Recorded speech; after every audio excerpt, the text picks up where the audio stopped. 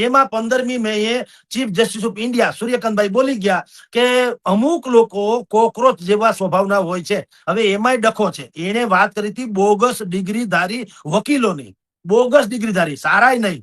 એની એક અરજી આવી હતી. ત્યાં સંજય દુબે નામના એક માણસે અરજી કરેલી કે અમને વકીલોને ઉચ્ચ હોદ્દા આપો. તો ભાઈ સીજીઆઈ સૂર્યકાંતે કીધું કે ભાઈ તમે જેની દલીલ કરવા આવ્યા છો ને એમાંના મોટા ભાગના બોગસ ડિગ્રીધારી છે અને એને સીબીઆઈ ની તપાસે માંગી છે કે આ બધાની નક્કી કરો કોણ સાચા કોણ ખોટા.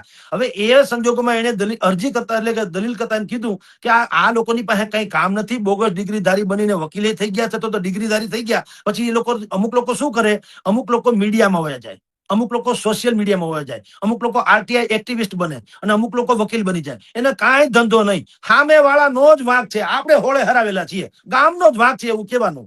એટલે એને કોકરોચ શબ્દ એના માટે વાપરેલો. પણ અભિજીત દીપકે નામનો માણસ જે 30 વર્ષીય છે, આમ આદમી પાર્ટીનો સક્રિય કાર્યકર હતો, એને આમાં ઉપાડી લીધું. અત્યારે મેં તમને કીધું મિત્રો ત્યાં બોસ્ટન યુનિવર્સિટીમાં અમેરિકામાં ભણે છે ને હમણાં પાછા આવવાના. એને સોશિયલ મીડિયા ઉપર કોકરોચ જનતા પાર્ટી કરી નાખી. એટલે અત્યારે એન્ટી એસ્ટાબ્લિશમેન્ટ જેવી વાતો છે અને એને જે ફોલોઅર્સ વધવા માંડ્યા, આપણે બધા માનવા માંડ્યા ઓહો આખું ભારત ઓળગોળ થયું. એવું નથી.